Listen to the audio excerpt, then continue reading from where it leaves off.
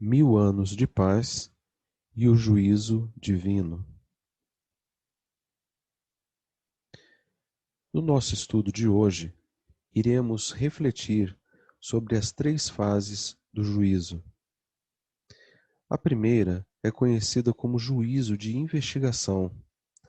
Ela se dá no momento em que Deus analisa homens e mulheres que vivem sobre a terra, como agem e vivem, para que possa selecionar um grupo de salvos e perdidos, e no momento da sua volta a este planeta, possa ele retribuir a cada um conforme aquilo que fizeram e buscaram. Mas o desejo de Deus é que o maior número de pessoas se voltem a Ele. Por isso, encontramos um convite muito especial apresentado em Apocalipse, capítulo 14, versículo 7. Lá nos diz assim: Temei a Deus e dai-lhe glória, pois é chegada a hora do seu juízo. E adorai aquele que fez o céu e a terra e o mar e as fontes das águas. Vemos aqui um convite estendido a todos para que adorem a Deus, o grande Criador, entendendo que é chegada a hora do seu juízo, a hora do juízo de todas as pessoas. Em seguida, vemos o juízo de comprovação.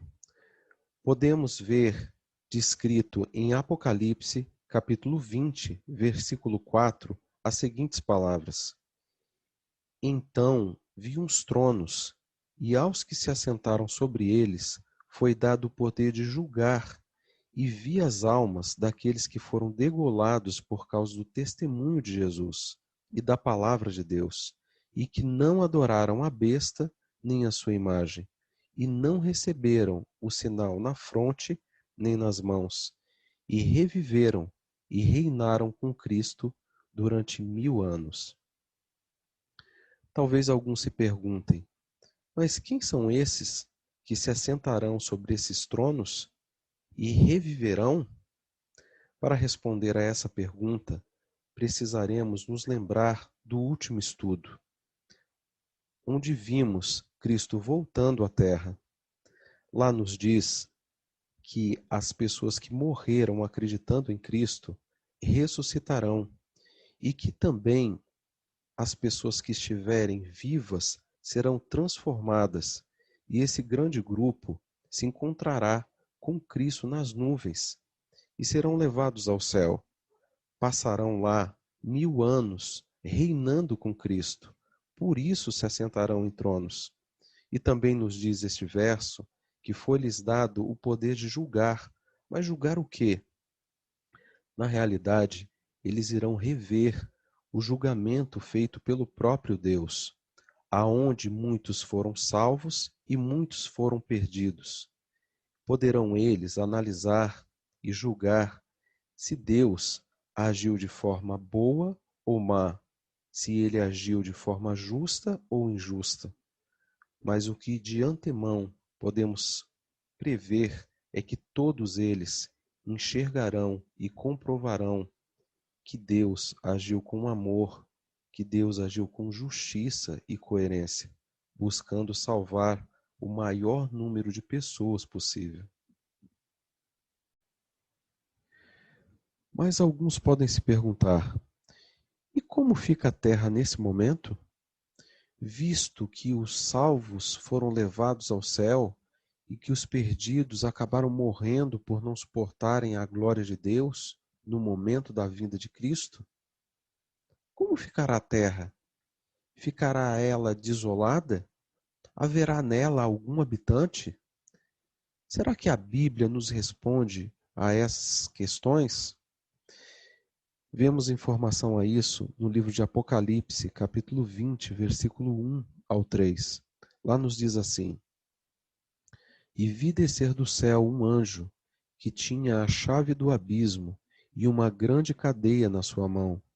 Ele prendeu o dragão, a antiga serpente, que é o diabo e Satanás, e o amarrou por 1000 anos. Lançou no abismo, o qual fechou, e selou sobre ele para que não enganasse mais as nações, até que os 1000 anos se completassem. Depois disto, é necessário que ele seja solto por um pouco de tempo. Vimos através desse verso que Satanás ficará de mãos atadas, pois todos terão morrido, e ele não terá mais pessoas a quem tentar. E tudo isso por esse período especial de 1000 anos. Durante esse tempo, vemos que os santos continuarão participando do juízo no céu.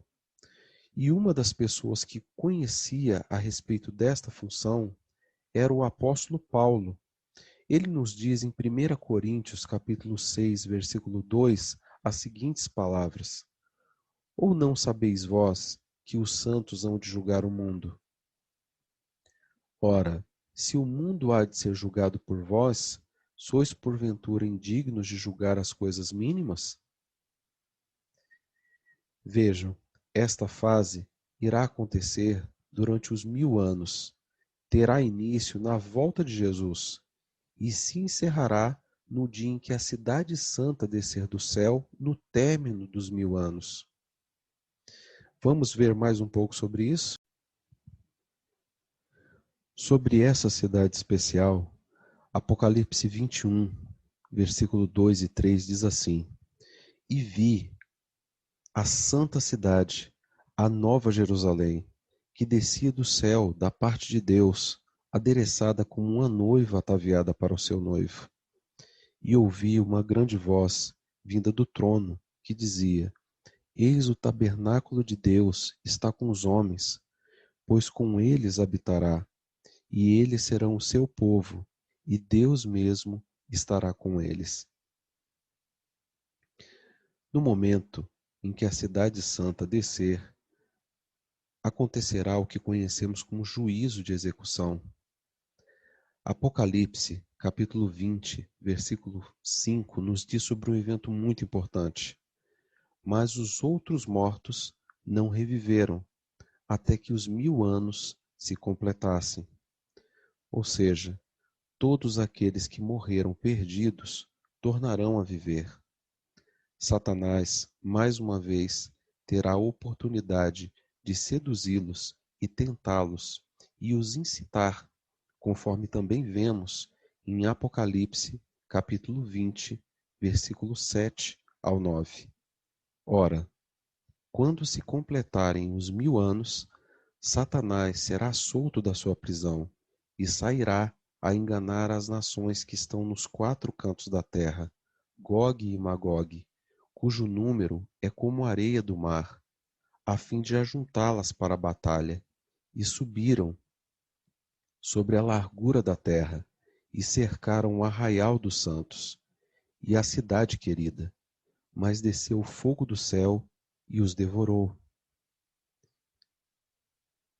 O fogo vai consumir todo o mal e purificar o planeta. Nesta hora, Cristo vai criar um novo céu e uma nova terra. Enfim, vai começar a tão sonhada vida eterna. Ela foi esperada e ainda é por milhares e milhares de pessoas. Conforme também vimos na segunda carta de Pedro, capítulo 3, versículo 13. Nós, porém, segundo a sua promessa, aguardamos novos céus e uma nova terra, nos quais habita a justiça. Vemos aqui que Deus habitará conosco. O que vamos ver e presenciar será a alegria, felicidade e finalmente a paz. Deseja você também fazer parte de tudo isto? Saiba mais, fique conosco e até o nosso próximo estudo.